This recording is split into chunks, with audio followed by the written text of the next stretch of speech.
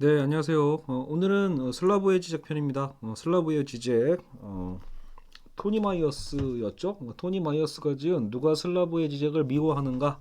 LP 출판에서 나온 이 책을 바탕으로 지금 우리는 지적 강의를 하는 중입니다. 그래서 오늘은 세 번째 편, 포스트 모던의 끔찍한 탈근대성이라는 제목으로 오늘 수업을 진행해 보도록 하겠습니다.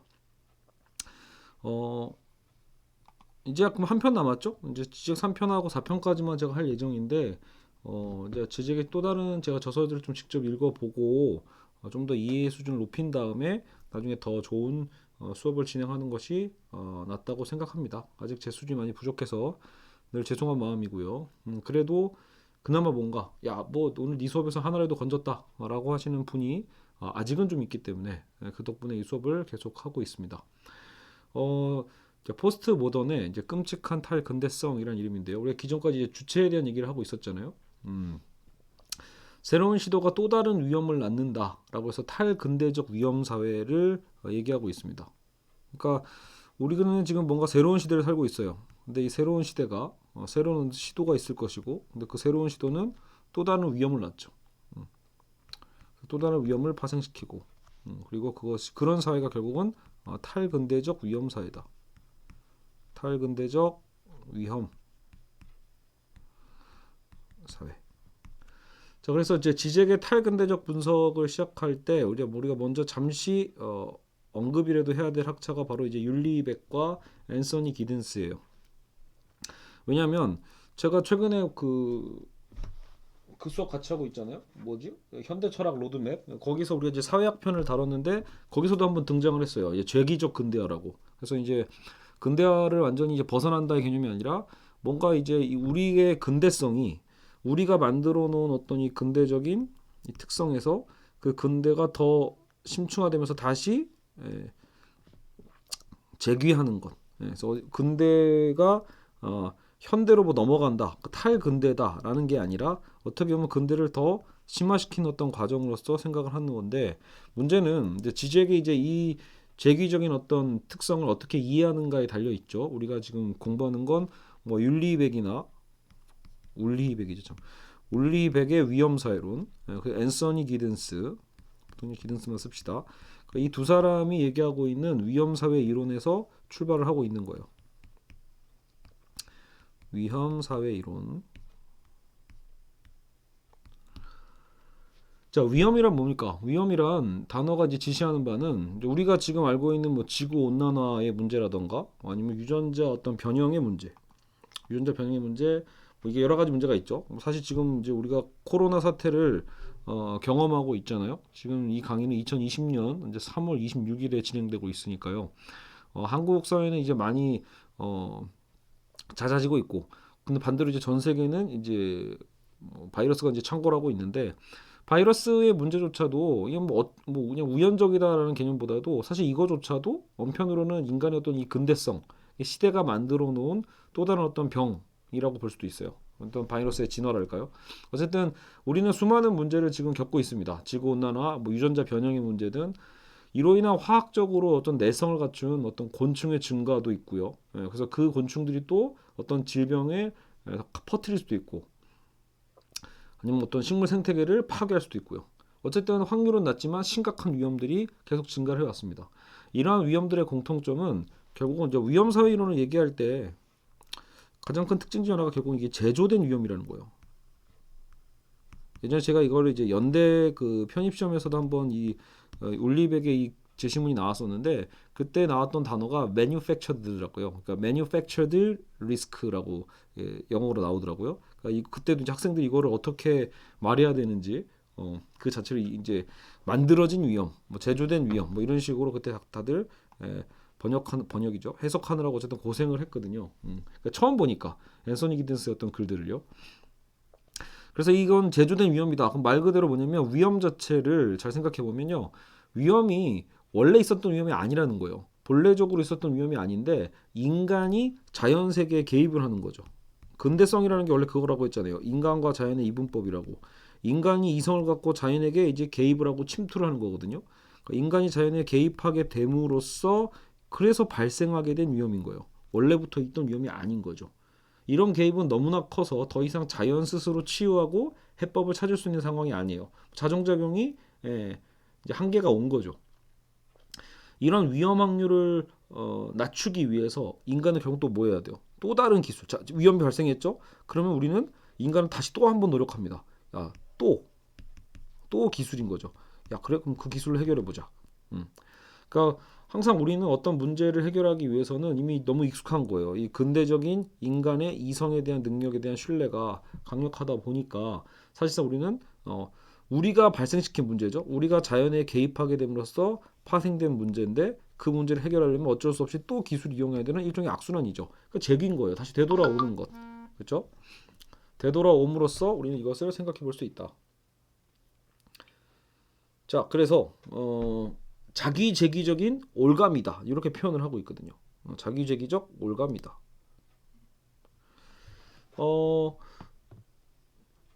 우리는 이 올감이 이제 사로잡혀 있다라고 볼 수 있죠. 위험이 되돌아오는 거죠. 엄밀하게 얘기하면 새로운 위험이기도 하지만 우리가 문제를 해결하면 할수록 자기재기적이다.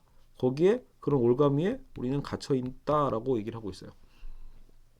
그래서 지잭은 이 탈근대성을 이해하는 열쇠가 결국은 이러한 어떤 재기성에 있다라고 표현을 하고 있거든요. 인간은 인간 입장 거미줄에 잡혀 있다라는 거죠. 정작 본인이 만든 거미줄에 잡혀 있는 일종의 어리석음. 예. 새로운 불투명성과 불가해성은 우리가 어떤 초월적인 힘에 조정되는 꼭두각시라서 생겨난 것이 아닙니다. 예. 새로운 불투명성 이게 어때요? 이 위험이잖아요. 알 수 없는 위험. 이제 불안한 거죠. 우리가 이번 코로나를 겪으면서 어때요? 야 이거 그러면 앞으로는 또 어떤 일이 발생할 수 있는 거지? 예, 이런 것들이 예, 심지어 이제 그런 위험 속에서 어떻게 이제 우리가 인류가 대응하냐에 따라서 또 다른 위기가 더 파생될 수도 있죠. 예, 말 그대로 지금 뭐 사재기 현상이나 어떤 폭력 사태나 혐오 범죄 같은 것도 이 바이러스 때문에 동시에 일어나고 있단 말이에요. 그러니까 결국 어떤 것들 어떤 위험성이 있을지 모르는 그 불가해성, 불투명하고 이해하기 힘든 불가해성은 우리가 어떤 초월적 힘에 조정되는 꼭두각시라서 생기는 게 아니다. 반대로 그것은 아무도 책임이 없고 그런 권력은 존재하지 않는다. 아무도 책임이 없다. 책임이 없고 초월적 힘의 그런 권력도 존재하지 않는다. 는 타자의 타자가 없다는 사실에서 기인한다. 타자의 타자가 없음. 인간은 지금 완벽하게 그러니까 우리를 뭔가 컨트롤할 수 있는 것이 없어진 상태. 완벽하게 인간 중심적인 주관적 세계라고 얘기를 하고 있어요. 오직 우리 자신에게만 물어볼 수 있는 세계에 살고 있다라고 하는 거죠. 그러니까 지금 이 탈근대성이 그렇다라는 거예요. 단순 근대가 아니라 이 탈근대적 현상의 특징 중에 하나가 어쨌든 근대도 물론 인간 중심성이긴 하지만 그 인간 중심성에서 철저히 이제 개별화되거든요. 그래서 인간 중심적인 이 주관적 세계 속에서 오직 나 자신, 우리 자신만을 얘기하는 거죠. 나 자신에게만 물어볼 수 있는 사회. 그래서 어떤 책임이 없고 권력 없고 타자의 타자가 없는 그런 탈근대성 속에서 우리는 지금 이런 문제인식을 직면하고 있는 겁니다. 알겠죠? 자, 그래서 지금 시대는 뭐냐? 자, 다시 한번 탈근대를 정의하자면 이제 대타자가 없는 사회예요. 대타자가 붕괴된 사회. 대타자의 붕괴, 허구적 질서의 붕괴. 사실 이제 이미 어느 정도 눈치채신 분이 있겠지만 대타자 붕괴, 허구적 질서의 붕괴라는 건 한편으로 이거 지금 상징계를 의미하고 있는 거죠. 자, 재기성의 보편화가 지닌 핵심적인 측면은 대타자의 최종적인 붕괴, 사회제도, 관습법 등의 붕괴입니다. 그래서 재기성의 보편화가 지닌 핵심적 측면보다 대타자가 최종적으로 붕괴했다라는 것. 우리가 살아가고 있는 어떤 사회제도나 법, 관습 이런 것들에 대한 어때요? 이제 권위가 무너져 내리는 거죠. 이것의 붕괴다. 락강은 오늘날 신이 죽은 게 아니라 사실은 언제나 이미 죽어 있었는데 다만 신 자신이 그 사실을 알지 못했다라는 굉장히 역설적인 표현을 쓰죠. 오늘날 신이 죽은 게 아니라 언제나 죽어 있었는데 정작 신 자신이 그 사실을 알지 못했다. 이렇게 얘기를 했는데 그것처럼 제 지적은 이 말을 좀 꼬아서 다시 적용을 해서 대타자는 애초부터 물질적 존재로 존재하지 않았다는 점에서 어떻게 보면 대타자는 물질 존재로서 이미 존재하지 않았다라는 거예요. 이미 존재하지 않았었는데 언제나 죽어 있었고 지금까지 대타자는 순전히 결국은 뭐예요? 항상 그래서 상징적이잖아. 그래서 상징적이고 그냥 허구적이었던 거예요. 상징과 허구적인 질서였다라는 거죠. 그래도 중요한 건 우리가 그 대타자와 상징계를 믿고 있기 때문에 그것은 분명히 질서로서의 힘을 발휘하죠. 이미 죽어 있었지만 힘은 발휘하는 그런 역설이죠. 근데 그런 역할을 해왔던 것인데 정작 우리는 모두 실제 너머의 상징적 세계를 위해 날 것의 실제 사실을 부인함으로써 최소한의 이상화에 참여하고 있었던 것이에요. 무슨 소리죠? 실제 너머의 상징적 세계. 지금 우리가 그렇게 살아왔다라는 거죠. 실제계를 오히려 무시하고 이것을 무시하고 오히려 상징적 세계를 위해서 날 것의 실제 사실을 부인함으로써 최소한의 어떤 이상화에 우리가 늘 참여하고 있었다. 그게 이제 우리의 기존의 어떤 시대성이에요. 그리고 그런 방식으로 우리가 살아왔던 거죠. 누군가에게 인정받기 위해서 어떤 이 지서세계에 편입되기 위해서. 여기서도 이제 부인어법을 통해서 이제 지적은 분석을 하는데 마치 뭐뭐 아닌 것처럼 주제계 부정어법을 지지난 시간에도 배웠죠. 그러니까 우리가 어때요? 판사 앞에 섰을 때 우리는 그 판사가 사실 무식한 노인일 수도 있는데 절대 무식한 노인이 아닌 것처럼 자, 우리가 판사 앞에 섰을 때는 판사가 절대 뭐 파렴치한은 아닐 거야. 판사니까 변태는 아닐 거야. 판사니까 무식하진 않을 거야라는 것처럼 마치 뭔가 아닌 것처럼 그렇게 인식을 하는 거죠. 한편 벌거벗은 임금님 사례 있잖아요. 분명히 옷을 벗었죠. 실제에서는 왕은 옷을 입고 있지 않아요. 그런데도 우리는 충실한 신민이 되기 위해서 그러니까 목적이 있는 거죠. 우리는 이 상징계에 충실한 신민으로서 남기 위해서 결국은 마치 벌거벗지 않은 것처럼 왕이 벌거벗은 왕인데 벌거벗지 않은 것처럼 그렇게 우리는 행동한다라는 거예요. 우리 실제 눈으로 볼 때는 어때요? 왕은 분명히 벌거벗었죠. 그게 실제인데 사실 우리는 일종의 그 사기, 그 기만을 받아들이는 거예요. 그래야만 어때요? 살아갈 수 있는 것이 바로 지금 우리가 살아가고 있는 이 상징계의 세계죠. 대타자는 그런 의미에서 일종의 사기고 우리는 모두가 다 알고 있어요. 다 아는데 왕이 벌거벗었음을 그게 실제계죠. 그럼에도 새 옷을 입고 있다는 기만에 동의를 하는 것. 그게 상징계예요. 지적은 대타자는 더 이상 존재하지 않는다고 말합니다. 우리는 더 이상 왕이 옷을 입지 않았다고 이제 믿는다. 그래서 이제 어때요? 이게 지금 탈근대로 얘기하고 있는 거죠. 탈근대로 가는 과정에서 이제 그게 변하는 거예요. 그래서 이제 대타자는 더 이상 존재하지 않는다는 것. 대타자에 대한 일종의 믿음 속에서 우리가 이제 이런 어떤 기만을 했다라면 지금 시대는 한편으로는 이제 대타자에서 벗어나는 거죠. 그래서 대타자는 더 이상 존재하지 않는다. 우리는 더 이상 왕이 옷을 입지 않았다고 이제는 말하는 시대로 넘어왔다라는 거예요. 예전에는 벗은 왕을 보면서도 옷을 입으셨네요 이런 것처럼. 예. 그냥 여러분 이제 우화가 아니잖아요. 우리 현실에서 얼마나 그렇게 생각해요. 선생님은 그래야만 하고 선생님은 마치 의사 선생님은 또 이래야 되고 판사는 요래야 되고 경찰은 요래야 되고 그런 거에 대한 것을 우리가 충분히 용인하고 살아왔던 거죠. 그럴 리가 없는데 마치 뭐뭐가 아닌 것처럼라고 해서 주어진 질서 체계를 우리는 눈 가리고 아웅식으로 믿어왔던 삶이었다라면 지금은 자 탈근대적 주체잖아요. 포스트 모던적인 탈근대적 주체는 이제 그런 것을 거부하고 이제 우리는 그 한꺼풀 벗겨내는 거죠. 그 위선을요. 자, 그런데 문제가 있어요. 그러면 사실 여기까지 보면 좋은 거 아니냐, 기존의 위선을 해결한 거 아니냐라고 하는데 문제점이 있다. 우리는 대타자의 말과 상징계를 벗어나면서 위선을 벗어던진 거다라고 생각할 수 있겠죠. 그렇죠. 우리는 대타자는 더 이상 존재하지 않고 그럼 우리는 이제 위선을 이제 안 떨게 되겠네.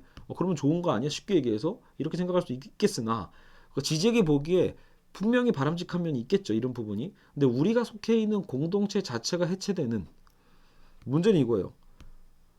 우리가 속해 있는 그 공동체의 자체가 해체가 되는 거죠. 자체가 해체되는 의도한 것 이상의 결과가 초래된 거예요. 의도한 것 이상. 사실 어떻게 잘못된 부분만 걷어내면 좋겠지만 그런 게 아니라 지금 우리가 처해 있는 것, 탈근대적 주체가 처해 있는 위치는 뭐예요? 공동체 자체를 해체해 버린 거예요. 이것을 해체한다. 그래서 요거를 지금 어떻게 표현하고 있냐면 어, 상징적 효력에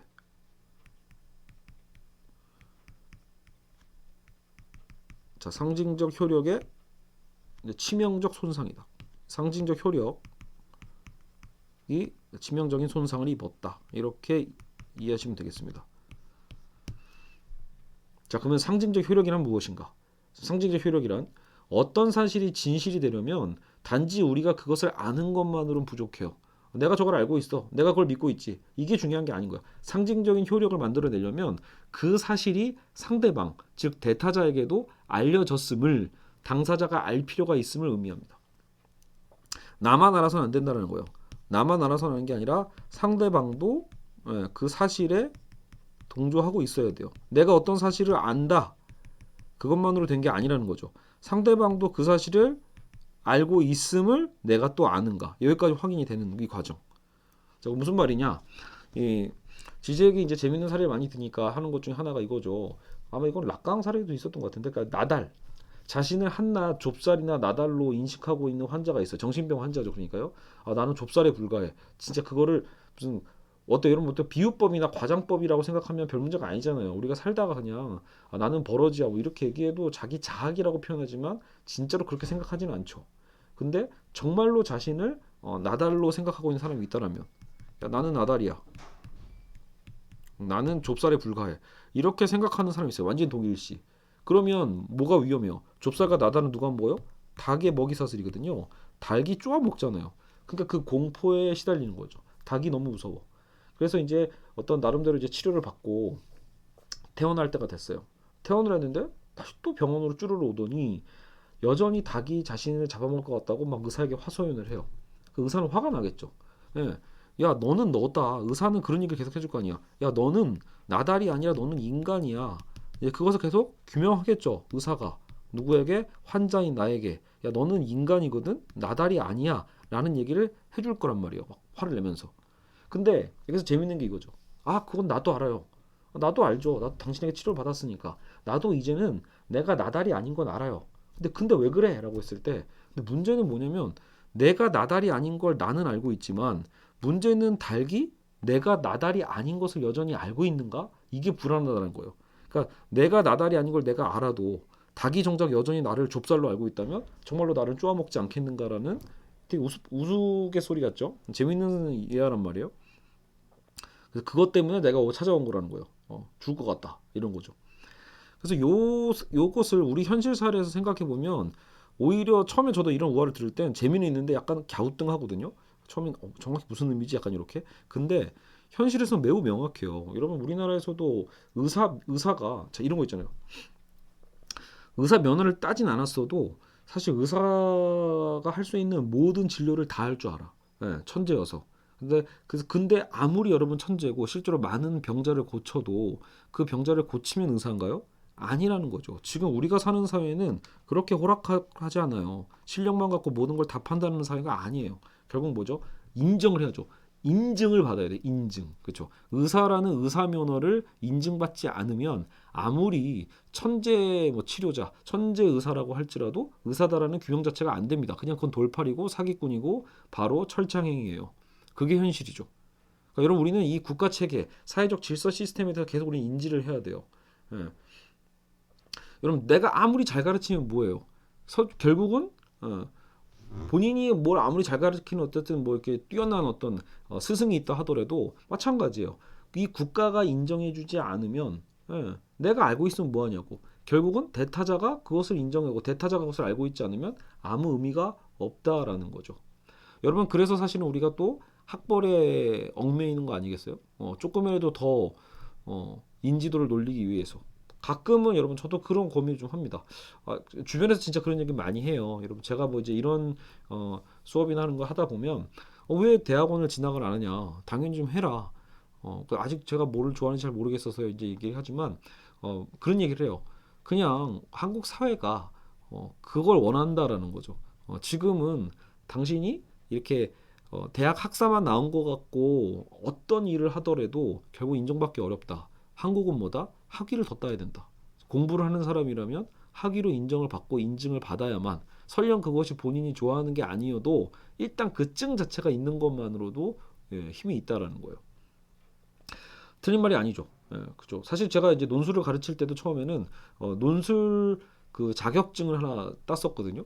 되게 웃겨요. 그 자격증을 가르치는 그 교수는 저보다 글을 훨씬 못 썼고요. 그러니까 솔직히 그러니까 몰라요. 논술 자체에 대해서도 잘 모르는 분인데 그냥 어쩌다가 그냥 건대 평생교육원 그 뭔가 그 분야 논술 어떤 그 지도사 원장으로 교수 직함 달고 가르치는 분이었는데 논술에 대해서 전혀 모르고 사실 이상한 것만 가르쳤거든요. 그러니까 배운 게 없는 거 실제로. 자격증은 땄는데 3개월 동안 그 사람에게 배운 건 없고요. 제 스스로 더 공부를 해서 익힌 거예요. 그러면 이 자격증은 대체 무슨 의미가 있냐라는 거예요.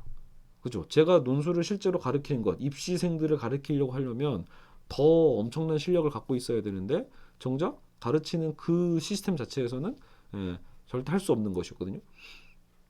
근데 웃긴 건 뭐예요? 어쨌든 건대 총장이 인증한 자격증이었거든요. 그 자격증을 나중에 제가 이력서를 쓸 때 그 한 줄을 쓰기 위해 존재하는 거예요. 어쨌든 인증받은 자료다 보니까 뭐 학원이 됐든 어디가 됐든 그것을 보고 뭔가 이 사람은 수료를 했구나 뭐 이렇게 하면서 이제 인정받는 거잖아요.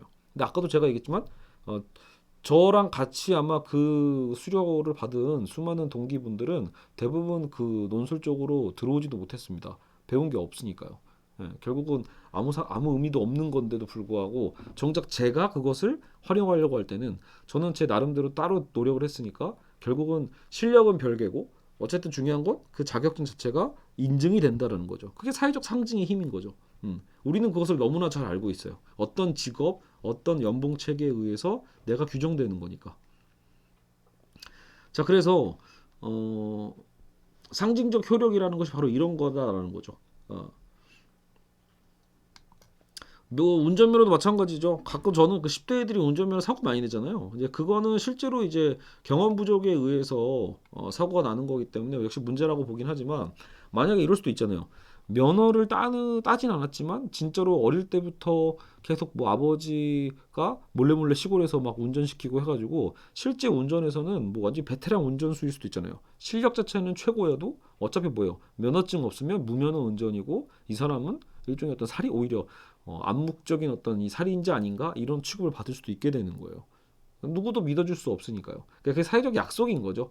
그래서 우리가 항상 상징계를 얘기할 때 질서나 언어나 이제 이런 얘기들을 자꾸 하는 거예요. 상징적 제도라는 대타자에게 등록되기 전까지 그 사실은 나에게나 다른 관계자들에게 모두 그래서 효력이 없는 거예요. 등록되기 전까지는요. 등록이 되어야만 해. 상징적 제도로서. 그렇죠? 그런데 문제는 뭐예요? 지금 그게 무너졌다라는 거예요. 그동안 우리가 근대적 사회 질서를 유지했던 것들이 어떻게 보면 이런 상징적 효력들이었는데 탈중심화된 인격을 지닌 주체들에게 동일성을 부여해 주는 것이 대타자라는 사실이었는데 동일성을 부여해 주는 거죠. 나름대로. 근데 다른 사람들에게 인정받고 사회경제 위치를 결정하는 것은 상징적 효력을 공표하는 대타자에 의해 등록된 자기인 거고 그런 자기들 뿐인 거예요. 알겠죠? 그러니까 우리가 사회를 주로 살아가는 이유도 어떻게 보면 여기에 있는 거예요. 그 상징적 효력을 획득하기 위해서. 그렇죠? 뭐 그것이 뭐 최근에 얘기하는 어떤 인정투쟁의 그 인정일 수도 있겠죠. 해겔이 얘기했던. 여하튼 우리는 상징적인 어떤 기표를 받기 위한 싸움일 수도 있는 거예요. 너 연봉 얼마짜리야? 너 어느 아파트에 살아? 다 기호거든요. 예. 너 무슨 차 몰고 다니니? 너 그래서 지금 어디서 일하니? 이런 거. 그런 것들 하나하나를 우리는 획득하기 위한 삶으로서 삶의 동력으로서 대부분이 그렇게 살아가고 있는 거거든요. 근데 이제 그것이 어떻게 보면 이제는 무너지는 시기이기도 한 거예요. 우리가 다루고 있는 것은 상징적 허구고 즉 자신의 고유한 구조와는 아무 상관없는 우연한 이유들 때문에 수행적 힘을 발휘하는 상징적 허구의 차원이다. 그러니까 사실 정신분석에서는 이런 상징적인 부분에 대해서 비판을 하는 거예요. 이 허구성. 분명히 허구는 허구야. 그러니까 우리는 얘기한 거죠. 허구를 그러면 벗겨낸 거니까 좋은 거 아닌가요? 이렇게 얘기할 수는 있어요. 근데 문제는 이제 그 부작용이 있다라는 거예요. 대타자와 맺는 관계의 양상이 바뀌는 순간 동일한 사람의 어쨌든 지위가 바뀌는 겁니다. 의료 행위를 평생 해왔던 아까 의사가 무면허로 밝혀졌을 때 결국 뭐예요? 돌팔이로 이제 인증되면서 사회 그 지역 사회 전반이 혼돈에 빠지겠죠. 그런 것처럼. 자, 그래서 이제 지금 사회, 자, 우리는 이제 탈근대적 사회에 대해서 아까 이제 그 문제점은 정작 얘기 잘 안 했네요. 이제 들어가는 거죠. 탈근대적 그러면 이 사회의 문제가 무엇인가? 탈근대적 이 초자의 기한. 재밌는 건 이거예요. 부제가 여기서 이렇게 나와요. 섹스를 강권하는 사회. 그런 사회다. 지적에게 정신분석의 기능은 상징적 효력의 소멸을 한탄하는 것에 있지 않다고 보았어요. 그러니까 지적은 정신분석의 기능이라는 게 아까처럼 그 상징계를 비판하는 것에 있다라는 게 아니라는 거죠. 상징계의 효력의 소멸을 한탄하는 것에 있지 않다. 오히려 정신분석이 이러한 소멸의 효과에 대한 중요한 통찰을 가져다 준다고 봤는데 가장 중요한 건 대타자의 권위가 사라짐으로써 자, 우리는 일단은 대타자의 권위가 사라짐으로써 이게 사라졌다. 우리가 더 이상 자연이나 전통의 주체가 아닌 이제는 선택의 주체가 되는 거예요. 권위를 무너뜨리면서 나 개인 그 선택의 주체로서 우리는 우리의 자리가 드러나는 거죠. 사실 여기까지는 좋아. 이건 굉장히 뭔가 이게 진정한 주체성 아닌가 이런 고민을 하게 돼요. 관습적인 속박에서 벗어나니까요. 관습적 속박에서 자유로워진 결과 이제 우리에게는 선택의 문제만 남는다라는 거예요. 오직 나의 선택. 관습도 없고 공동체도 없고 그죠? 오직 뭐만 남아요? 나의 선택만이 남습니다. 그러면 이제 이게 자유 아닌가? 이제 우리는 이런 고민을 하게 되는 거죠. 원래 이런 걸 원했던 거 아닌가? 정신분석도 결국은 이런 걸 깨닫길 바랬던 거 아닌가? 이런 고민을 하게 되는 거죠. 자, 근데 어쨌든 그러나 관습적 차별을 벗어나 자유로워지는 것이 과연 좋기만 한 건가라고 할 때 아까 제가 말씀드렸듯이 지적도 일단은 이렇게 벗어나는 것 어차피 이게 허구였잖아요. 허구적인 상징계를 벗어나는 것 자체에 대해서는 일단 긍정을 할 수 있어요. 그러나입니다. 긍정을 할 수 있다. 그러나 문제는 또 다른 초자에 우리는 붙잡히게 된다는 거야. 초자에서 벗어나야 되는데 오히려 아까 그 결국 우리 이 주제가 뭐였어요? 재귀잖아요. 다시 되돌아오는 거. 인간이 근대를 해결하기 위해서 또 다른 기술을 활용하다가 또 근대 문제에 잡히게 되는 거죠. 그래서 우리가 결별한 것이 전통과 관습에서 결별하는 것이라면 좋겠지만 모든 종류의 행위 양식에서 결별한 거다. 지금 우리의 결별은 단순히 어떤 잘못된 권위와 관습만 해체한 게 아니라 모든 종류의 행위 양식을 다 해체한다. 그것을 다 해체한다. 이게 문제다라는 거예요. 무엇을 선택하든 절대적으로 자유롭다고 칩시다. 자, 야, 너 마음대로 선택해봐라고 했을 때, 자, 절대적으로 자유로워요. 절대적으로 자유로웠을 때 우리는 뭘 할 수 있을까? 오늘날 증가하는 이런 재기화와 그로 인한 상징적 효력의 붕괴 역시 새로운 문제를 야기할 수밖에 없어요. 그래서 그 문제 중 하나가 결국 뭐다? 자, 마치 우리가 에리 프롬도 자유로부터의 도피를 얘기한 것과도 약간 연결이 되는 것 같은데 그 문제 중 하나가 강화되는 복종에 대한 집착이에요. 자, 문제점. 강화되는 복종의 자, 관습에 대한 어떤 부분을 벗어났는데 왜 갑자기 또 복종에 대한 집착을 하는가? 모든 것들이 다 깨졌잖아요. 공동체, 뭐 질서, 법 이런 게 깨져버린 상태에서 야 이제 너 멋대로 해도 돼. 네 개인에 대한 선택이라고 했을 때 결국 오히려 역설적으로 복종에 대한 집착이 강해진다라는 거예요. 대타자에게서 벗어나면 공식적인 권위의 상실을 벌충하기 위한 거죠. 벌충. 대타자에게 아까 벗어났잖아요. 그러면 권위가 상실됐죠. 그러면 이 권위의 자리가 비었단 말이에요. 권위였던 이 공백. 이것을 벌충한다. 벌충하기 위해서 뭘 하게 되죠? 사적인 법. 되려. 공적인 법은 이미 벗어났잖아요. 그러다 보니까 자유로워지는 게 아니라 되려 자신들이 뭔가 규정한 되게 소소한 어떤 사적인 어떤 법, 사적인 어떤 또 다른 어떤 초자적 영역을 만들어 버리는 거예요. 거기에 지배관계에 대한 종속이 되는 거죠. 지배종속 관계에 호소하기 쉬워진다. 그 사례가 뭐냐? 지적이 보기엔 그래서 최근 현대사회로 들어왔을수록 가학 피학적인 어떤 성적 집착, 성애의 증가를 들어요. 이게 분명히 증가하고 있다. 굉장히 때리기 좋아하는 거죠. 가학적인 거, 사디스트, 피학적인 거, 맞는 거 좋아하는 거. 이것도 결국 누군가에게 규정되는 거거든요. 둘 다 이게 초자적 관계예요, 사실은. 그러니까 가학과 피학에 대한 결국은 이 성애의 관계가 유독 증가하고 있다는 거예요. 오늘날 성취한 공적인 평등이 오늘날 우리가 그렇게 힘들게 투쟁해서 얻어낸 어떤 이 공적 평등이 가혹한 개인적 지배관계로 은밀하게 전복되고 있는 거예요. 자, 우리가 지금 어때요? 사회, 국가, 제도적으로 만들어낸 공적인 평등이죠. 근데 그게 지금 무너졌잖아.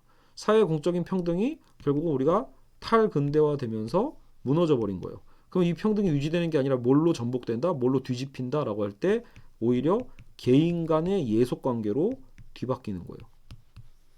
그러니까 오히려 인권적 주체와 평등에 대한 가치가 우리의 사적인 요소 안에 일종의 어떤 노예로서 전복이 되는 거죠. 굉장히 시의적절한 것 같아요. 여러분 최근에 지금 한국 사회 코로나 말고 가장 큰 이슈가 뭡니까? N번방이죠. N번방.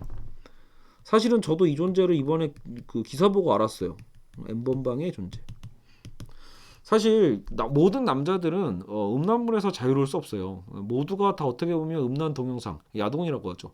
야동을 다 보는데 이게 되게 보다 보면 헷갈리는 부분이 나오는 거예요. 예를 들어 이런 그냥 뭔가 제작된 것에 대한 것도 사실은 여성분들이라면 대체 야동을 왜 보는 거지? 이렇게 생각하시는 분들도 많을 거예요. 근데 역으로 남자분들은 왜 보지 싶으면서도 또 보는 분들도 많고, 그렇죠? 중요한 건 뭐냐면 그게 어쨌든 뭐 제작자와 배우에 의해서 만들어진 하나의 영상이라면 뭐 그것도 하나의 이 자본주의의 또 다른 뭐 폐해라면 폐해고 뭐 상품이란 상품이지만 지금 우리가 보고 있는 이 N번방은 뭐예요? 일종의 노예적 성착취죠. 예, 성노예에 대한 얘기가 나온단 말이에요. 왜? 전혀 자발적이지 않죠. 여기에 여성들은 그 누구도 자발적으로 어떤 그런 성 컨텐츠를 만들려고 하는 사람들이 아니었던 셈이에요. 설령 뭔가 하더라도 은밀하고 개인적인 여러분 성의 관계라는 건 은밀한 관계라고 볼 수 있잖아요. 근데 그런 게 아니라 이건 뭐예요? 철저하게 모두가 공유하는 거죠. N번방에 가입되어 있는 수많은 사람들이 결국은 노예가 된 한 어린 여성 혹은 약한 여성에 대한 성노예적인 어떤 그 뭐 퍼포먼스라고 해야 될까요? 그런 어떤 부분, 그 가학적인 현상에 대한 것을 모두가 같이 누리고 있는 거죠. 어떤 면에서는요. 그리고 거기서 쾌감을 느낀다는 건 그 여성도 뭔가 피학적으로 좋아서인 거 아니냐 이런 뭐 무식한 얘기를 하는데 그건 아니고요. 그게 아니라 오히려 물론 실제로 본인이 그렇게 플레이에 참여함으로써 피학적인 쾌감을 느낀 사람들이 물론 있죠. 매조키스트가 있긴 한데 제 생각에는 이 영상에 참여한 사람들은 가학적 쾌락과 피학적 쾌락을 동시에 다 누리는 게 아닌가 이런 생각도 들어요. 그러니까 누군가가 당하는 걸 보면서 쾌락을 느낀다는 말 속에는 사실상 내가 또 그렇게 당하고 싶다라는 일종의 어떤 무의식적 욕망이 있지는 않을까라는 생각도 듭니다. 뭐 더 들어가면 이건 제 개인적 의견 사견일 뿐이니까 더 들어가진 않을게요. 하지만 지금 지적의 이 분석이 너무 시의적절하게 맞아떨어지는 부분이 있다라는 거야. 대체 왜 이런 일들이 자꾸 일어나는 거야? 라고 했을 때 예. 물론 N번방이 가능했던 것도 여러분 텔레그램이에요. 텔레그램이라는 역시 이것도 우리의 디지털 인간의 이성적 기술이 없었으면 불가능했죠. 기술 체계가 한몫한 거예요. 기술 그런 뭐랄까 그 공간을 폐쇄하는 어떤 안정성에 대한 그 기술적인 신뢰가 없었으면 이 N번방의 회원들이 그렇게 많이 들어오실 수가 없겠죠. 불안해서라도 여러분 일반 PC로는 감히 그런 영상들을 갖고 있거나 다운받거나 하는 것 자체가 본인들도 어느 정도 알걸요. 어렴풋이 이거 범죄인데 이러고요. 근데 이 텔레그램이라는 신뢰도가 있었던 거예요.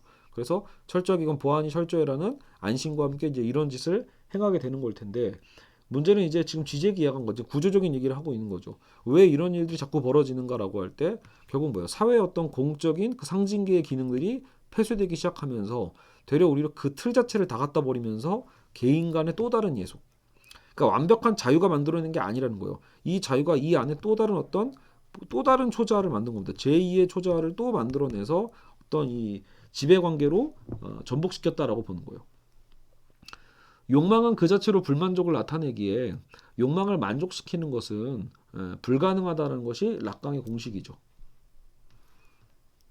그렇죠? 여러분 욕망은 결핍입니다. 욕망 그 자체를 결핍으로 정의하는 게 정신분석이기 때문에 욕망은 완벽하게 만족되지 않아요. 그저 잠시 충족될 뿐이죠. 그러니까 이거는 종식은 될 수 뭐랄까 종식은 될 수 있겠지만 그러니까 잠깐 뭐 끝낼 수는 있어요. 어떤 그 욕망을 추구하는 행위에 대해서 근데 실제로 근본적으로는 충족되지 않은 상태에서 종식이 되는 거죠. 욕망은 충족되지 않습니다. 근데 이게 재밌는 건 뭐예요? 인간의 이 특이점은 욕망은 충족되지 않음에도 불구하고 히스테리 환자들은 오히려 그것을 즐기는 자들이요. 욕망이 그래 실현 불가능성을 즐기는 것. 아 그래 욕망이 실현되면 안 되는데 계속 연장시키는 거죠. 욕망이 오히려 실현될까봐 채워지지 않게끔 이 욕망의 실현 불가능성은 도리어 실현되지 않고자 하는 욕망으로 바뀌는 거예요. 실현되지 않고자 하는 욕망. 되려 대부분 욕망을 실현해야 되는데라고 생각할 때 히스테리 환자들은 욕망은 실현돼서는 안 되는데 라는 것을 통해서 전환을 시키는 거고 우리가 보통 강박증 환자는 뭐예요? 더 엄격해지는 거죠. 오히려 욕망의 규제에 대한 욕망으로 전도시켜요. 하지 마라. 그 규제에 대한 욕망. 규제를 더 급격하게 강화시키는 거죠. 예. 그래서 그런 방식으로 욕망이 어때요? 전도가 되는 거죠. 그래서 지적에 따르면 이 모든 경우에서 문제가 되는 것은 위험사회 이론가들이 간과해온 주체 중심부에 자리 잡고 있는 이러한 재기성인 거예요. 결국은 되돌아온다라는 것. 다른 식으로 돌아오는 거예요. 무언가를 우리가 막아도 결국 그것은 또 다른 방식으로 되돌아온다. 이론가들은 탈근대적 주체의 재기적 자유를 찬미하기 바빴을 뿐이다라고 봐요. 그냥 뭔가 우리가 탈근대적 주체의 재기적인 어떤 자유를 찬미했다라면 소위 관용적인 서구 사회에서 어때요 요즘은? 서구 사회에서 끊임없이 쏟아져 나오는 향락의 이미지와 쾌락에 대한 몰두를 보면 이제 더 이상 성적 쾌락이 금지되어 있다고 이제 말하기도 어렵다. 여러분 보통 우리의 근대성은 겉으로라도 뭐라고 해요? 성억압을 얘기하잖아요. 뭔가 금지, 금기 이런 걸 얘기한단 말이에요. 근대성이라는 것. 근데 탈근대로 넘어가면서 오히려 지적이 보기에는 되려 이제 오히려 성은 성 자체를 강요하게 되는 거죠. 섹스에 대한 강요 이런 것들이 오히려 되려 분수처럼 넘쳐나게 되는 것 그런 이미지들이 서구 사회를 실제로 보면 오히려 관용을 중시하는 서구 사회에서 끊임없이 향락의 이미지와 쾌락에 대한 몰두가 넘쳐난다라는 거예요. 이제는 금지되어 있다고 말하기 어렵다. 성적 희열이라는 건 이미 공식 이데올로기의 지위를 차지한 거고 이제는 섹스를 즐기라고 가면 된다. 자, 근데 이게 중요합니다. 섹스를 즐겨라 정도의 뭐 얘기가 아니라 즐기라고 강요를 받는다요. 강요. 여러분 강제성 안에 우린 뭘 찾아야 돼요? 초자를 찾는 거예요. 예. 그러니까 하지 마라가 아니야. 하지 마라가 초자가 아니라 오히려 뭐예요? 해라. 해라라고 하더라도 뭐뭐 해라잖아요. 하지 마라가 아니라 뭐뭐 해라. 근데 그거조차도 어때요? 명령이고 강요잖아요. 충분히 초자적인 거죠. 그러니까 이런 식으로 저도 처음에 이제 이쪽 지적 이 책을 처음 볼 때는 뭔가 근대적인 억압 체계가 깨졌으니까 우리는 이제 자유로워져서 이 자유 속에서 뭔가 아까처럼 이런 성적 일탈이나 이런 걸 하나 보다라고 생각했는데 지금 지적의 분석은 그게 아닌 거예요. 공적인 어떤 이런 질서 체계나 이런 것들을 억압을 해체했죠. 대타자와 초자를 해체했어. 해체하고 났더니 진정한 자유가 온 게 아니라 그 자유 속에서 우리가 선택한 것은 또 다른 초자한 것, 또 다른 강요를 불러온 거예요. 감당할 수 없으니까. 결국 이것은 또 다른 사회 문제로 계속 연결이 되죠. 그래서 여기서 이 초자의 기환이라고 하거든요. 돌아온 거예요. 되돌아온 거다. 재기성 되돌아오는 거죠. 그래서 즐겨라라는 이 명령은 초자의 기한을 표시하는 것 같다. 흔히 초자를 내면의 금지의 목소리라고 생각하지만 지적은 락강을 쫓아서 초자는 법과는 다른 방식으로 작동한다. 법은 하지 말라잖아요. 억압하는 것을 자양분으로 삼는 법의 이면이라면 법이 향락의 포기로서 우리를 뭔가 하지 못하게 하는 것. 그 포기로서 뭔가 드러내는 거라면 초자는 뭐예요? 우리가 할 수 있는 것을 즐기라고 명령하는 시스템이죠. 초자는 허가된 향락, 향락에 대한 자유가 향락에 대한 의무로 전도되는 그 지점에 있는 거예요. 여러분 즐기면 좋죠. 우리가 주의상스 향유하는 거 좋죠. 향락을 줄이는 거 좋은데 그 향락이 의무가 될 때, 이 의무가 될 때 지옥이 되는 거죠. 과연 그것이 진정한 향락인가? 그렇죠? 그래서 강요를 받고 있는 게 바로 지금 우리의 사회인 거예요. 행복해야만 해라가 되는 거죠. 즐기라고 명령한다. 향락이 강제적이 될 때 그것은 더 이상 이제 즐겁지 않아요. 마음껏 즐겨야지라고 할 때도 그것이 강제되면 즐겁지 않은 거죠. 향락은 직접적 자발적 상태가 아니라 초자적 명령에 의해 지탱된다라는 거죠. 문득 이런 생각이 좀 들어요. 왜 군대의 부조리 중에 하나인데 여러분 군대 가면 병사들이 뭘 먹고 싶어요? 초코파이를 뿐만 아니라 단 거를 먹고자 단 거. 단 것을 먹고 싶어 하죠. 뭐든지. 근데 그런 이등병에게 이 단 것을 항상 선임병들이 막 사주거든요. 초반에. 이거를 어때요? 적절하게 사주면 이것은 진정한 향락이 되겠죠. 근데 문제는 뭐예요? 항상 그것을 과하게 줘요. 그러니까 이게 음으로 변하는 거예요. 단 것을 사줬는데 이것을 기꺼이 먹을 수 있는 내 어떤 이 위와 장이 됐을 때는 문제가 없어요. 근데 그것을 알고 있기 때문에 항상 초과의 단 것을 줍니다. 예, 그래서 예를 들어 초코바이 뭐 몇 박스, 뭐 자유시간 뭐 두 박스 이런 식으로 막 준단 말이에요. 그럼 그것을 이등병에게 의무로서 강요할 때, 너 이거 다 먹어야 돼라고 할 때 어때요? 즐겁나요? 하나도 안 즐겁죠. 섹스도 마찬가지 아니겠어요? 예. 누구 눈앞에서 누가 강제로 하래. 그게 즐겁나요? 즐겁지 않겠죠. 그런 것 같이 물론 그건 굉장히 이제 인식적이고 의식적인 어떤 사회관계라면 이 사회 전체가 지금 뭔가 무의식적으로 그렇게 우리에게 명령하고 있다라는 거예요. 즐겨라 라고요. 섹스해라. 자, 그래서 이제 그 어딜까요? 여기 이 말이죠. 명령이 즐겨라라는 명령이 어떻게 그 명령 자체 효과를 무효화시켰는지, 즐겨라라는 그 명령이 어떻게 명령 자체 효과를 무효화시켰는가. 명령의 수신으로 하여금 향락의 명령을 수행할 수 없게끔 하는 거죠. 오히려 무관심하게끔 하는지를 초자의 즐겨라가 보여준다. 실제로 오늘날 사람들이 성행위에 대해 점점 흥미를 오히려 잃어가고 있다는 여론조사를 지적은 들고 있습니다. 성행위에 대한 흥미가 줄어든다. 뭐 이게 여론조사일 뿐이니까요. 근데 어쨌든 그러면 흥미가 떨어진다는 얘기예요. 성행위 자체가 떨어진다는 얘기는 아니죠. 흥미가 떨어진다는 얘기인데 혹은 이런 생각 아닐까요? 그 성행위도 말 그대로 우리가 기존에 알았던 내가 사랑하는 사람과의 나누는 어떤 그런 성행위 이런 것이 굳이 좀 더 구분해 보면 되지 않을까? 왜냐면 지금 우리가 아까 N번방을 얘기한 것처럼 정작 그런 건 늘어나고 있잖아요. 그러니까 어떻게 보면 정작 뭔가 즐겨라라고 했을 때 우리에게 그 주어진 공간과 이용 안에서는 흥미가 떨어져 버리는 어떤 것이 있다라면 오히려 그래서 그 안에서 본인들이 또 다른 어떤 규정, 또 다른 어떤 강제성을 만들어내서 거기서 오히려 자꾸 끊임없이 본인들을 변태적으로 더 극단화시키는 것, 채워지지 않기 때문에 그 정도를 계속해서 넘어가는 것이 아닌가.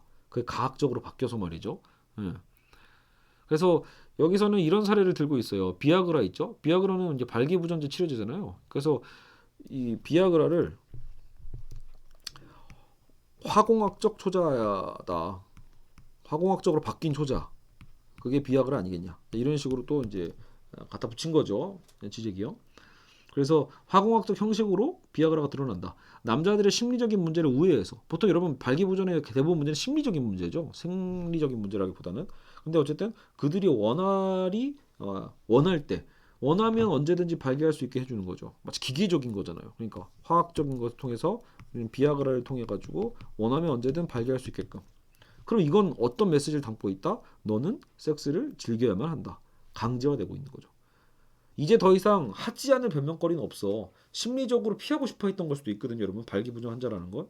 근데 너는 섹스를 즐겨야만 한다는 그 명령어에 사실 우리는 그런 약이 개발이 되는 거고 만약에 그럼에도 불구하고 원치 않으면 결국 너의 결함이다라는 것을 증명하는 셈이 돼요. 그래서 내 결함인 걸 증명하지 않기 위해서도 결국은 비아그라를 또 먹어야만 하는 문제가 생기는 거죠. 그러면 이제 어때요? 섹스도 정말 아까 같으면 진정한 향락이 아니라 그저 이제 기계적 섹스죠. 기계적인 어떤 섹스 성행위가 나오는 거고, 그죠? 이거는 강요된 향락이죠. 그런 사회로 우리는 이미 가고 있다라는 거예요. 너무 넘쳐나는 사회. 많은 것들이 허용된 상태에서 결국은 또 다른 초자를 기환시킨 상태라고 볼 수 있어요. 안 하면 안 되는. 결국 초자의 즐겨라는 명령이 향락에 대한 법의 직접적 금지보다 훨씬 효과적으로 향락에 대한 접근을 되려 방해하는 역설이 나오는 거예요. 야 하지마 라고 했을 때가 보다 오히려 뭐예요? 해라라는 어떤 더 지나친 그 해라가 오히려 더 큰 억압으로 다가올 수 있다라는 거죠. 진정한 우리가 그러니까 우린 더 불행해지는 게 아닐까요? 그러니까 뭔가 더 행복을 느낀다는 어떤 그런 개념, 쾌락을 느끼는 게 아니라 오히려 그 쾌락이 사라지는 효과를 우리는 경험하고 있는 셈이에요. 절대적 허풍이라는 어떤 코미디가 있대요. 그 코미디에서 딸의 어머니는 딸이 원래는 막 그 학교 몰래 땡땡이 치고 막 이런 딸에 대해서 혼내지 않고 오히려 어머니가 지극히 자유로워서 마약, 섹스, 술, 뭐 돈 낭비 등을 다 함께 딸과 막 공유하려고 했었나 봐요. 그러나 이러한 어떤 급진성, 어머니가 되게 그럼 자유분방한 거잖아요. 근데 어머니의 이 자유분방함이 되려 딸에게는 공포로 다가오는 거죠. 왜? 이 자유분방이 어머니가 딸과의 관계에서는 강요가 되거든요. 야, 너도 자유로워라라는 그 강요. 거기서 딸은 오히려 학을 띠는 거죠. 공포에 몰아넣어 관습적으로 하던 위반 행위들을 오히려 못하게 하게 되는 것. 딸은 지극히 보수적인 생활 태도를 오히려 갖게 된대요. 이 스토리에 보면요. 딸은 오히려 그래서 보수적이 되는 거예요. 어머니의 자유분방함이 오히려 딸을 보수적으로 만드는 것. 얌전한 딸이 되게 만드는 것. 그것이야말로 어머니에 대한 위반을 하는 행동인 거예요. 딸이 어머니에 대해서 어떤 저항을 이런 방식으로 할 수밖에 없는 거죠. 딸의 어떤 이 피약적 위치, 자기 스스로를 그죠, 고통에 처하게 만드는 위치인 거죠. 어머니의 초자적 명령 아래에서 딸에게 남겨진 유일한 쾌락의 통로는 뭐밖에 없다. 그러니까 고통의 통로밖에, 고통의 어떤 강도밖에 없는 것입니다. 자, 어쨌든 이런 문제점을 우리는 좀 살펴봤어요. 탈근대성의 역설, 혹은 타자의 기한, 규제에 대한 욕망. 자, 탈근대성의 역설은 뭡니까? 결국은 대타자의 붕괴로 생겨난 자유가, 자, 대타자가 붕괴됐었죠. 대타자가 붕괴되면 뭔가 좋을 줄 알았는데 거기서 자유가 파생되니까. 근데 정작 그 자유가 오히려 어떤 부담으로 다가오게 된다. 부담으로 다가와 규제에 대한 욕망을 오히려 불러일으키는 이 역설인 거죠. 대타자가 없어진다는 건 사실 이게 규제가 없어지는 거거든요. 근데 규제를 없어서 자유로워졌더니 부담이 돼서 다시 규제를 만든다 라는 그 역설, 욕망을 불러일으킨다. 우리의 지적 창조성은 어떤 강제된 개념 틀의 제약 안에서만 자유로울 수 있다. 그러면서 이게 어떤 면에서는 기본적인 거기도 한 거예요. 우리의 지적 창조성이라는 게 원래 그래서 무한한 자유 속에서 만들어지는 건 아니라는 거예요. 창조성이라는 것도 사실 어느 정도의 규제를 갖고 있다는 거죠. 강제된 개념 틀, 어떤 일종의 틀을 갖고 있을 때, 규제의 어떤 틀, 그 틀 안에서, 제약 안에서만 우리는 자유로울 수 있다. 틀 안에서의 어떤 그 자유. 이런 제약 틀의 결여가, 이 틀 자체가 만약에 사라진다면, 요게 없어진다면 필연적으로 참을 수 없는 부담으로 느껴지게 되고, 이는 그런 결여가 우리로 하여금 우리가 모든 경험적 상황에 어떻게 대처할지 고심하도록 강제하게 만든다는 거예요. 부담을 갖게만 만드는 거죠. 오히려. 그래서 그 부담에 대한 강제가 또 다른 규제를 우리가 멋대로 또 만들어내게 돼요. 근데 그 규제가 오히려 아까도 얘기했지만 피약적이고 가학적인 더 큰 어떤 폭력성으로 드러날 수 있다라는 거예요. 어떻게 보면 그래서 이 규제 틀에 대한 것이 중요한 부분이죠. 제약 틀의 대표적인 것, 개념, 틀, 제약, 틀, 여기에 가장 대표적인 것이 그래서 뭐다? 그게 언어죠, 언어. 언어야말로 문법과 규칙이 있잖아요. 그 문법과 통사 규칙을 숙달한 후에야 단어의 뜻을 알기 위해 사전을 펼쳐볼 필요가 아예 없어지는 거죠. 그죠? 그러니까 그 규제 틀 없이 어떻게 언어를 익히냐는 거예요.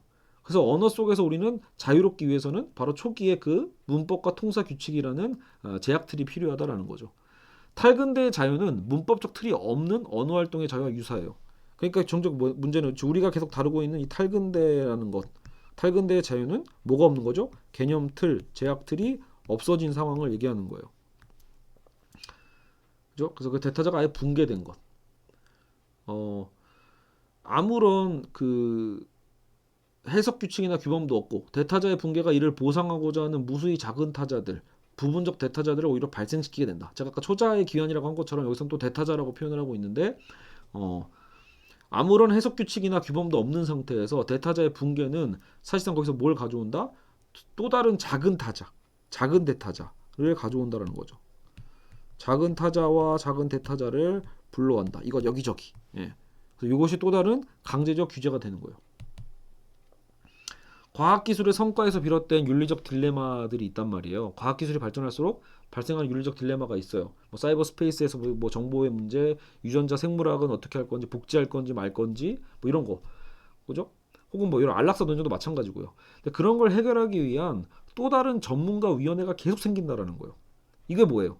가장 큰 어쨌든 우리 인간이 살아야 될 이 그 대타자, 가장 어쨌든 정석이라고 할 수 있는 그런 보편적인 어떤 윤리 규제가 오히려 무너져 버리니까 뭐가 생기는 거다? 자꾸 이런 전문가 위원회가 난립한다라는 거예요. 윤리적 난제 해명 책임을 그리고 나서 위원회에 떠넘겨 버리는 거죠. 내가 판단할 문제가 아니라 그거는 저 위원회 전문가들이 할 일이야라고 해서 그들의 판단을 바로 우리는 맹신하게 되는 거죠. 왜? 내가 선택할 이미 그런 보편적 어떤 이게 인격적 자유 이런 것을 이미 버려버린 거죠. 개별 주체들은 자기 몫의 해명의 자유가 주는 부담을 털어버렸다라고 보는 거예요. 자기 행동에 대한 어떤 이런 그 자유에 대한 책임과 그 부담을 바로 그런 전문가들에게 군들에게 이제 이전시켜 버리는 거죠. 대타자의 붕괴에 대한 또 다른 반응은 뭡니까? 진짜 실제 속에 존재하는 대타자를 구성하는 거다. 자, 그래서 이 대타자의 이 붕괴 속에서 이제 이런 방식도 생겨요. 오히려 일종의 어떤 믿음 체계라는 게 생길 수 있어요. 자, 대타자가 붕괴됐어요. 붕괴된 상태에서 오히려 안 되겠다. 실제 속에 존재하는 대타자. 야, 진짜 실제 속의 타자를 한번 만들자. 구성해 보자. 이것을 오히려 성립한 거. 타자의 타자에 대한 믿음. 어떤 믿음? 타자의 타자. 실제 속의 타자.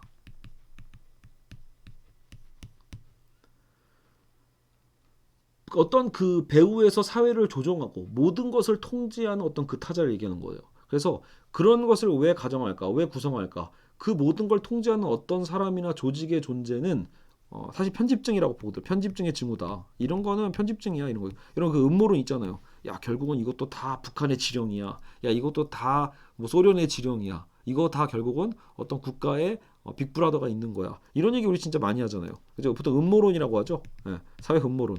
모든 사회의 어떤 이 거대 담론을 다 조직하고 있는 어떤 대타자 이런 걸 우리는 항상 은근히 믿잖아요. 그러니까 그 믿음은 어떻게 보면 이것도 정신병적인 어떤 편집증이라고 볼 수 있는 거죠. 그죠? 근데 사회기구를 은밀히 통제하는 비밀 조직에 대한 믿음처럼 대타자의 붕괴는 이런 편집증적 징후를 가져오게 되는데요. 그렇다고 이를 병 자체로 오인하지 말라는 프로이트의 경고를 우리 명심해야 된다고 얘기를 하고 있어요. 그러니까 프로이트가 이미 그런 얘기를 했대요. 그러니까 이런 편집증적 징후를 병 자체로 오인하지 마라. 그러니까 편집증적 형성물은 오히려 우리 자신을 치유하고자 하는 시도라고 보는 거예요. 이런 편집증 징후는 자, 오히려 우리를 치료한다. 왜 그러겠어요? 이게 역설적인 건데 편집증 자체가 치료돼야 될 어떤 그 병이 아니라 이 편집증마저 없었으면 우리는 아까 어디로 가요? 아까처럼 그 메조키스트 사디즘처럼 뭔가 또 우리 안에 어떤 작은 우리 멋대로 만드는 어떤 대타자를 또 만들어내서 누군가를 괴롭히거나 스스로 어디에 구속되는 여러 가지 고통의 문제가 더 발생할 수 있단 말이에요. 차라리 이건 뭐예요? 타자의 타자를 우리가 구성하게 되면 거기에 대한 믿음 체계를 갖게 되면 그래도 뭔가 안정감이 생길 수 있단 말이죠. 그래서 이건 일종의 어디 갔죠? 병 자체로 오인하지 말라라는 것. 오히려 자신을 치유하고자 하는 시도일 수 있고 실제적 병, 세계의 종말, 상징적 우주의 붕괴에서 우리 자신을 구해내려는 시도인 셈이에요. 있죠? 그러니까 실제적 병과 세계의 종말, 상징적 우주의 붕괴, 그게 대타자의 붕괴였잖아요. 그러니까 그 붕괴 속에서 오히려 우리를 구해내는 일종의 특이한 방식의 시도인 거죠. 따라서 전형적인 탈근대적 주체라는 건 결국은 뭐냐 정리를 합니다. 지적이 보기에 탈근대적 주체는 그래서 모순적이에요. 탈근대적 주체는 공식적인 제도의 노골적인 냉소를 드러내는 동시에 아까 제도나 법 이런 거잖아요. 제도 법 이게 대타자였죠. 거기에 냉소를 날려요. 무너뜨리는 거죠. 근데 모든 것을 조정하는 보이지 않는 아까 타자의 타자, 보이지 않는 타자, 음모의 존재를 확고하게 믿는 믿음. 그러면서 또 한편으로는 그런 타자의 타자를 믿는 믿음을 갖고 있다. 이게 어때요? 모순적이죠. 하나는 냉소적으로 믿지 않는, 무시해버리는 그죠? 이런 방식의 냉소주의를 갖고 있다면 또 반대쪽에서는 믿음책을 갖고 있다. 그래서 이 냉소와 믿음, 외관상 모순된 대립항은 대타자의 붕괴와 상관이 있다라는 거예요. 대타자가 소멸하면 상실감이 커지고 참을 수 없는 자유를 회피하기 위한 타자의 구성을 하게 돼. 이게 꼬리물기로 연결이 되어 있다는 거죠. 연결될 수밖에 없다.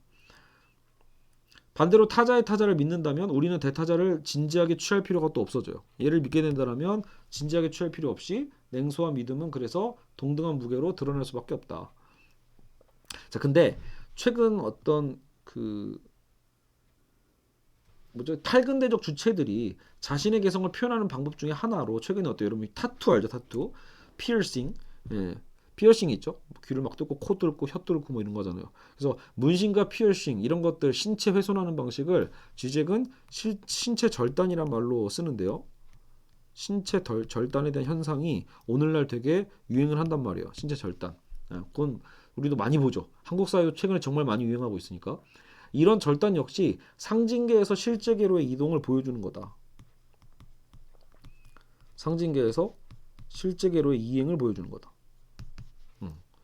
상징계는 왜요? 당연히 여러분 그 학교에서 문신 허용하는 거 봤어요? 예. 학교라는 건 어떻게 보면 이 상징계 세계의 가장 핵심적인 거잖아요. 교육기관이란 말이에요. 우리를 이 사회의 틀로 넣어주는 교육기관이죠. 그러니까 학교에서는 이런 거를 당연히 싫어한단 말이에요. 이런 것처럼 결국은 뭔가 내가 피어싱을 하고 문신한다는 말은 나는 그런 상징계에 매여 있는 게 아니라 거기서 이제 벗어남을 보여주는 거죠. 그런 징표예요. 지제게 생각한 신체 절단의 역사를 보면 오히려 옛날엔 반대였대요. 역사를 봤을 때 이 신체 절단의 사례는 요 방이 실제계에서 오히려 상징계로 들어가는 방식이었어요. 왜냐하면 뭐 이교도 문화에서도 그렇고 대부분이 사회 그 사회의 어른이 되는 어떤 성인식의 관점으로 많이 썼었죠. 신체 절단이라는 건 해당 문화의 사회적 상징적 질서 속에 편입되는 것, 그 문화권의 일원이 되었음을 의미하는 거예요. 그러니까 되게 아이러니하죠. 우리가 보통 뭐 그 다큐멘터리에서 보는 원시 사회 원시 부족들이 하는 문신과 지금 이 시대 젊은이들이 하는 문신은 의미가 정반대인 셈이에요. 그들은 오히려 실제계에서 오히려 그들의 사회문화적으로 편입되기 위한 일종의 성인식이고 신고식 같은 거로서 신체 절단 행위를 하는 거거든요. 유대 사회에서도 뭐가 있죠? 할례 있잖아요. 할례. 머리로 보면 포경수술 같은 거지만 할례 행위도 일종의 의식이거든요. 결국은 내가 그 어떤 신 앞에 서는 어떤 그죠? 자녀로서 들어가는 예표란 말이에요. 상징. 근데 지금은 그것이 정반대가 되고 있다라는 거죠. 신체 절단이 결국은 육체라는 실제에서 육체의 어떤 실체성에서 상징계라는 어떤 사회 구성으로 원래는 옛날에는 이렇게 움직이는 거였다라면 그렇죠. 탈근대적 회귀는 뭐예요? 오히려 상징계에서 실제계로 회귀하는 방식의 의미를 갖고 있다. 사회적 표식보다는 오히려 그래서 이건 지잭은 오늘날의 이런 방식을 어떤 사례 반항이다. 개인들이 자신들의 개별성을 드러내고 대타자에 대한 종속에 맞서는 수단을 의미하는 거겠죠. 이런 식으로 신체 절단을 얘기하고 있습니다. 자, 이제 어느덧 이제 우리는 마무리로 향해 달려가고 있습니다. 자, 그러면 어쩌라는 거예요? 어쩌라는 거? 야, 그러면 근대를 벗어나서 탈근대로 갔는데 탈근대에서도 여전히 우리가 또 다른 초자를 만들어내고 거기서 또 억압되어 있다라면 정말 자유로울 수가 없는 거라면 우리는 어떻게 해야 되는가라고 할 때 이제 지적에 대하는 행위입니다. 행위. 주체를 재탄생시키는 거예요. 사실 되게 이제 모호하죠. 모호한 대안이고 그럼에도 불구하고 일단 우리에게 어떤 것이 위로가 되고 도움이 되는지 한번 살펴볼게요. 자, 상징적 효력을 우리는 살펴봤잖아요. 상징적 효력의 소멸은 탈근대적 주체로 하여금 절망적으로 실제 속에 있는 타자의 타자를 찾게 만들어요. 우리가 지금 그걸 배웠죠. 상징적 효력이 소멸한다. 상징적 효력이 소멸하면 탈근대적 주체로 하여금 절망적으로 실제 속에 있는 타자의 타자를 찾게 한다. 아까 얘기했던 또 타자의 타자를 찾는다. 요걸 또 찾아요. 상징적 효력이 중지될 때 상상계는 실제계로 전락하는 거다. 이렇게 락강도 얘기하고 있거든요. 상징적 효력이 중지되면 상상계는 실제계로 전락한다. 지금까지 타자 속에서 찾으려 했던 것을 우리 자신 속에서 찾으라는 말이 있어요. 그래서 보통 우리가 뭔가 이런 탈근대로 넘어갈 때, 야, 그러면 앞으로 타자 속에서 너의 욕망을 찾지 말고 네 자신에서 찾아. 이런 말 우리 많이 들어봤죠. 저도 학생들한테 자주 하는 말이기도 하거든요. 근데 그러나 지잭은 이를 락강 용어로 대타자가 타자로 축소된 것을 의미한다고 이해했어요.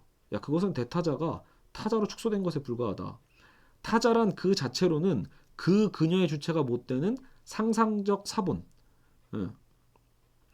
사실상 그 그녀를 향한 메시지로 자기 충족적인 자아의 측면에 불과하다. 그렇죠? 그러니까 결국은 타자 속에서 찾으려고 했던 것을 우리 자기에서 찾으려고 했지만 여러분 우리 자신에는 결국 뭐가 있어요? 사실상 자기 충족적인 자아밖에 없는 거예요. 자기 충족적 자아. 이런 어, 영적 지혜는 자기 충족적인 소비자에게 던져진 대타자, 타자 메시지 속에서 똑같이 발견되는 상품화된 사회의 이데올로기일 뿐이에요. 예. 그러니까 이것도 완벽한 대안은 아니라는 거죠. 네 자신 속에 찾아라. 어, 나 자신 안에서 찾아야 돼라고 하는 그 말 속에 그 나 자신 속에 결국은 또 다른 타자성, 자기 충족적인 어떤 자아 이런 것에 불과하다라면 그것은 뭐 이미 우린 여전히 예속되어 있다라는 한계를 가져온단 말이에요. 그럼 우리는 어떻게 해야 되는가? 결국은 행위를 얘기한다. 유일한 방법은 행위를 통해서 해소해야 된다. 행위는 주체의 재탄생이다. 주체를 다시 태어나게 해야 돼요. 그러니까 기존에 있었던 그 주체를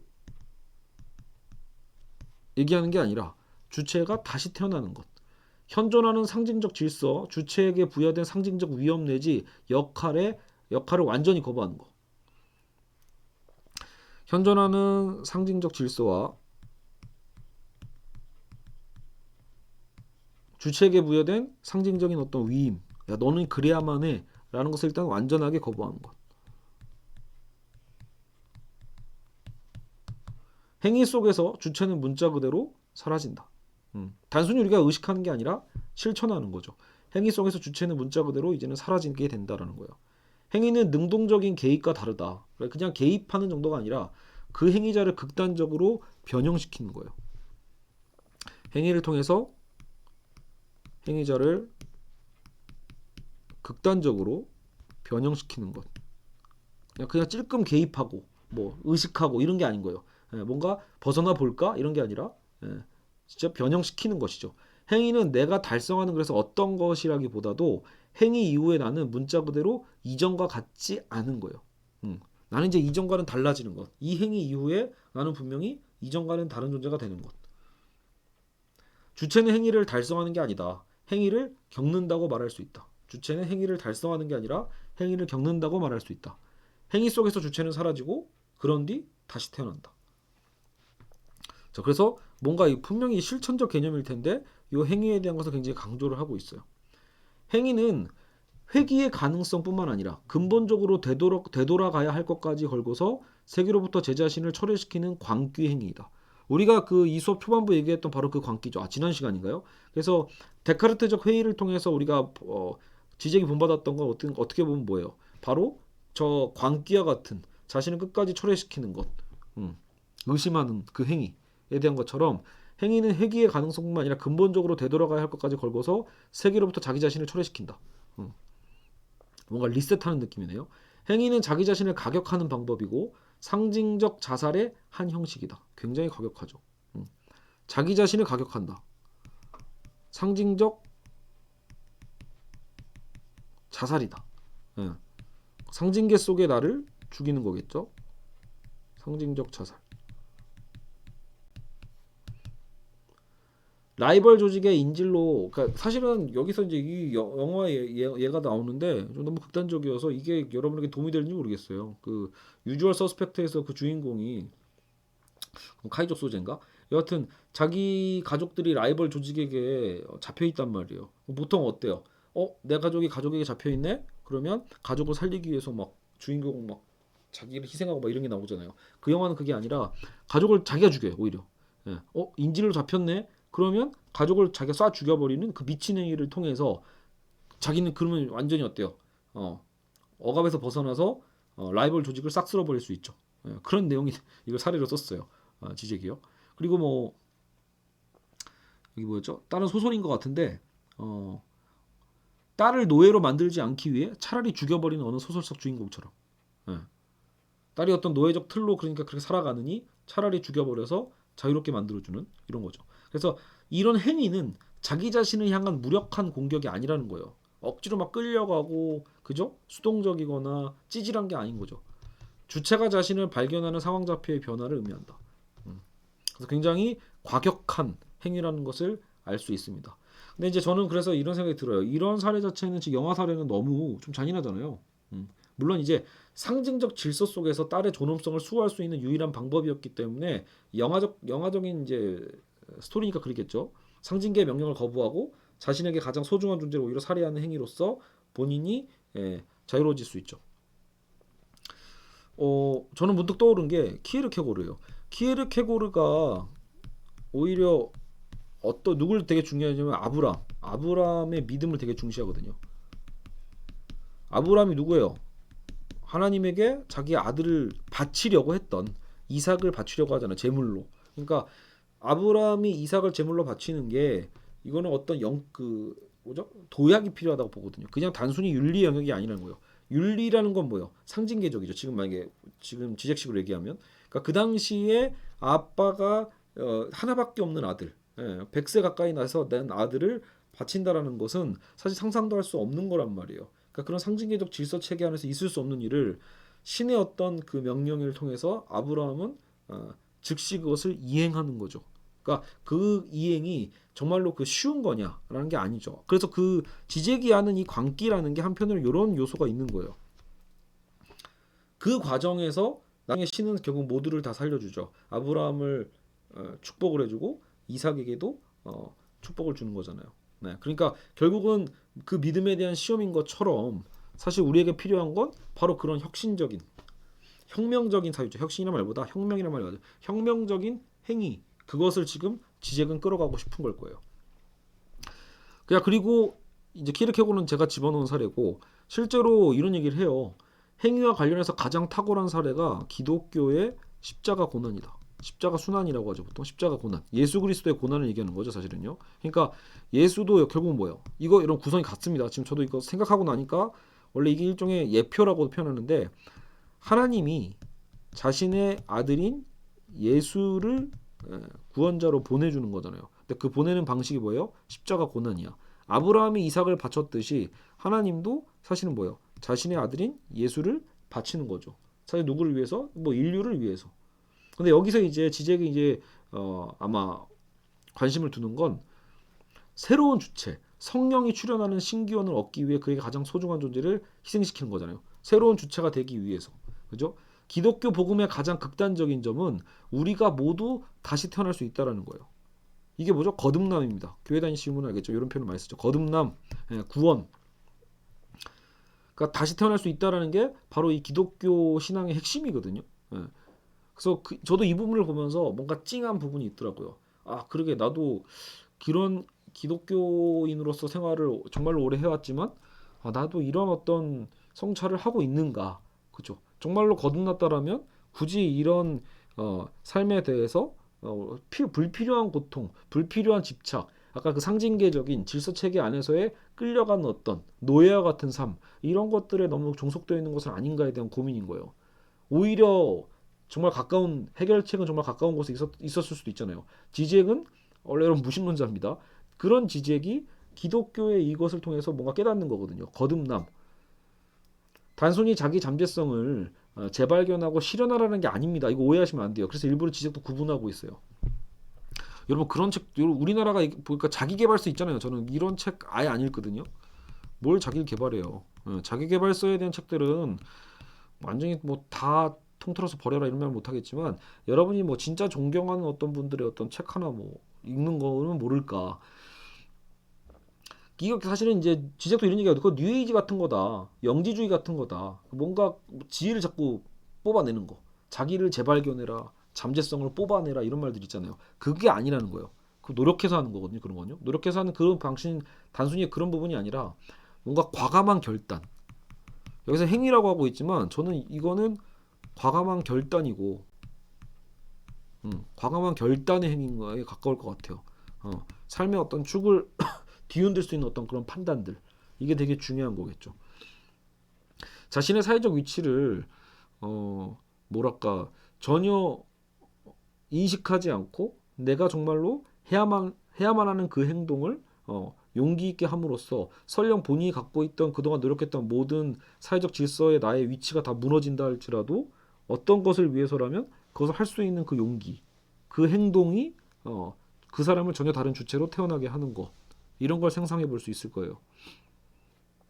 그래서 이 재창조의 가능성, 우리는 새로운 자기를 창조하고 창안해야 되는데 이 재창조의 가능성을 여는 부정행위의 측면에 지적은 주목하고 있다는 거예요. 지적이 탈근돼서 심각하게 결여됐다고 보는 정치적 참여 모델을 제공하는데 바로 그것이 이 정치적 참여 모델은 혁명입니다. 혁명. 어떻게 보면 탈근대적 정치 담론은 왜냐면 어때요? 자유주의, 자본주의 지평 안에서 발생하거든요. 근데 왜 우리는 항상 어때요?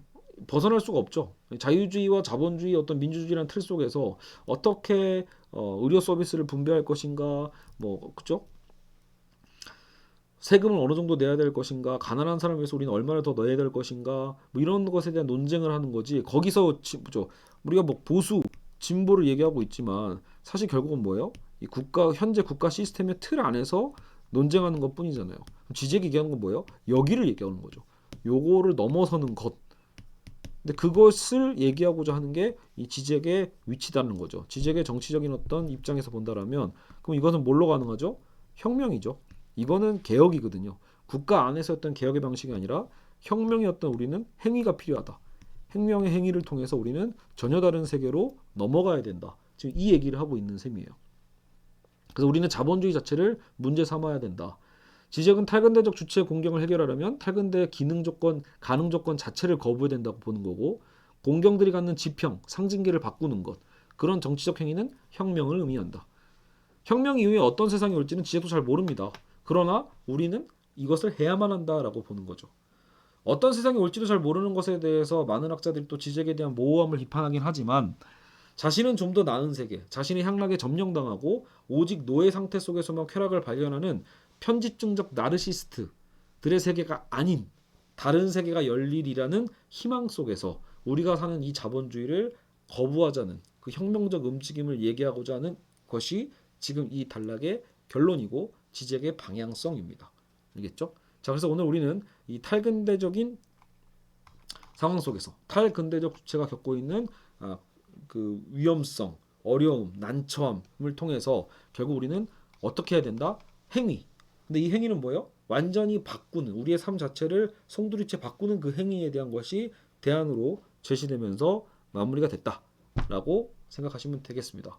물론 이 행위는 과연 구체적으로 무엇인가에 대해서 더 많은 이야기가 필요하겠죠. 더 많은 비유가 필요할 거라 생각됩니다. 자, 우리는 이제 마지막 한 장 이데올로기에서 현실을 구분해내는 법 네 번째 시간에 다시 만나도록 하겠습니다. 자, 여러분 긴 시간 동안 고생 많았습니다. 다음 시간에 뵐게요. 감사합니다.